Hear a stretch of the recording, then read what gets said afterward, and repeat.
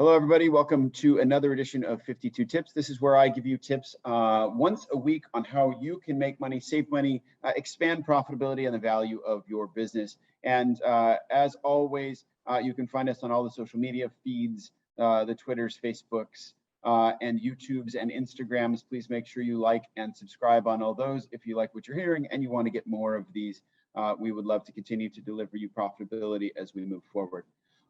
But today what we want to talk about is a very hot topic, which is inflation. How do we make money in inflation and in an inflationary environment? And there are three things that you have to do in an inflationary environment to make sure you're protecting yourself. The first one that you've got to think about that is pretty obvious is raise prices. Look, every major retailer around the globe is raising prices. It's somewhere between an 8 and a 15% clip. If inflation is growing at 7.5%, you need to take this as not just an opportunity, but a mandatory time to increase prices. The second thing that you need to do, and this may also be obvious, but it's not quite as obvious, is you need to try to lock in long-term pricing from your suppliers. Obviously, we have supply chain issues going on, just exacerbating inflation, all sorts of things.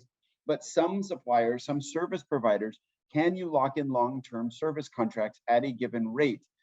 Can you lock in long-term leases at a given rate without an inflation rider, instead maybe a 2 or 3% increase? Well, if that's the case, and it's only increasing 3%, your rent might now only be increasing 3%, which means that inflation is going 7%, you're actually paying 4% less for your lease. So locking in long-term contracts in an inflationary environment is a positive thing. And the third thing that a lot of people are thinking about happens to deal with your balance sheet, which is cash. How much interest are you earning on cash? Well, typically for most of us in our bank accounts, it's pretty much next to zero, which means any cash we're carrying on our balance sheet, we are losing 7% of purchasing power on that on an annual basis. So what does that mean?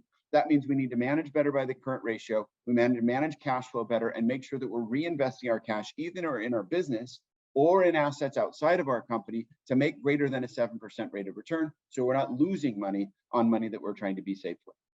Those are the three things and three massive things that you could do to drive profitability in an inflationary environment.